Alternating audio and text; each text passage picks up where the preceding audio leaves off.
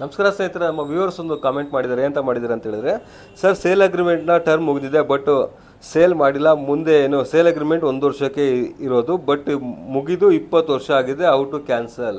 ಸ್ನೇಹಿತರೆ, ಒಂದು ಸೇಲ್ ಅಗ್ರಿಮೆಂಟನ್ನು ಮಾಡ್ಕೋತೀರಾ ಅಂತ ಹೇಳಿದ್ರೆ, ಸೇಲ್ ಅಗ್ರಿಮೆಂಟಲ್ಲಿ ಒಂದು ಕಂಡೀಷನ್ ಹಾಕಿರ್ತೀರ, ಒಂದು 6 ತಿಂಗಳು 3 ತಿಂಗಳು 1 ವರ್ಷನೋ ಬಿಟ್ಟು ನಾನು ಸೇಲ್ ಅಗ್ರಿಮೆಂಟ್ ರಿಜಿಸ್ಟ್ರೇಷನ್ ಮಾಡ್ಕೋತೀನಿ ಅಂತ. ಒಂದು ವೇಳೆ ಒಂದು 6 ತಿಂಗಳು 1 ವರ್ಷ ಆಗೋಯ್ತು, ಅವಾಗ ರಿಜಿಸ್ಟ್ರೇಷನ್ ಮಾಡ್ಕೊಳ್ಳಿ ಅಂತ ಹೇಳಿದ್ರೆ ಆ ಸೇಲ್ ಅಗ್ರಿಮೆಂಟಿನ ವಾಯ್ದೆ ಬಂದು ಇನ್ನು 3 ವರ್ಷ ಮಾತ್ರ ಇರುತ್ತೆ. 3 ವರ್ಷದ ಒಳಗಾಗಿ ಮಾತ್ರ ನೀವು ಒಂದು ಕೇಸನ್ನು ಹಾಕಿ ನಿಮ್ಮ ಏನು ಸೇಲ್ ಡೀಡ್ ಮಾಡಿಸ್ಕೋಬೇಕಾಗುತ್ತೆ.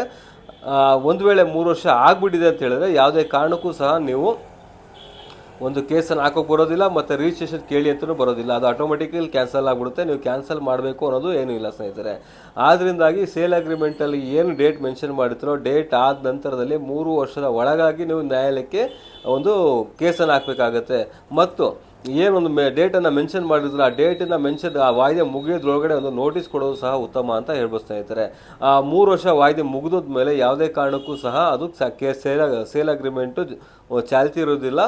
ಆದರೂ ನೀವೊಂದು ನಿಮ್ಮ ಸೇಫರ್ ಸೈಡ್ಗೆ ಒಂದು ನೋಟಿಸನ್ನು ಇಶ್ಯೂ ಮಾಡೋದು ಬೆಸ್ಟ್ ಅಂತ ಹೇಳ್ಬೋದು. ಯಾಕಂತ ಹೇಳಿದ್ರೆ ಒಂದು ನೋಟಿಸನ್ನು ಕೊಡೋದ್ರಿಂದ ನೀವು ಈ ಥರ ಎಲ್ಲ ಟೈಮ್ ಬಾರ್ಡ್ ಆಗಿದೆ, ನಾವು ನಿಮಗೆ ಈ ಪ್ರಾಪರ್ಟಿ ಕೊಡೋದಿಲ್ಲ ಅಂತೇಳಿ ಒಂದು ನೋಟಿಸ್ ಕೊಡೋದ್ರಿಂದ ಮುಂದೆ ಆ ವ್ಯಕ್ತಿ ಯಾವುದೋ ಒಂದು ಸಕಾರಣವನ್ನು ಇಟ್ಕೊಂಡು ಏನಾರ ಕೇಸನ್ನು ದಾಖಲು ಮಾಡ್ತಾನೋದಾದರೆ ಅಂಥ ಸಂದರ್ಭದಲ್ಲಿ ಆ ನೋಟಿಸ್ ನಿಮಗೆ ಯೂಸ್ ಆಗುತ್ತೆ ಸ್ನೇಹಿತರೆ. ಹಾಗಾಗಿ ಕ್ಲಿಯರಾಗಿ ತಿಳ್ಕೊಬೇಡಿ, ಸೇಲ್ ಅಗ್ರಿಮೆಂಟ್ಗೆ ಏನು ಕಂಡೀಷನ್ ಡೇಟ್ ಹಾಕಿರ್ತೀರೋ ಆ ಡೇಟಿಂದ 3 ವರ್ಷ ಮಾತ್ರ ವಾಯ್ದೆ ಇರುತ್ತೆ. 3 ವರ್ಷ ಆದಮೇಲೆ ಯಾವುದೇ ಕಾರಣಕ್ಕೂ ಕೇಸು ಅಡ್ಮಿಟ್ ಆಗೋದಿಲ್ಲ ಸ್ನೇಹಿತರೆ. Thank you.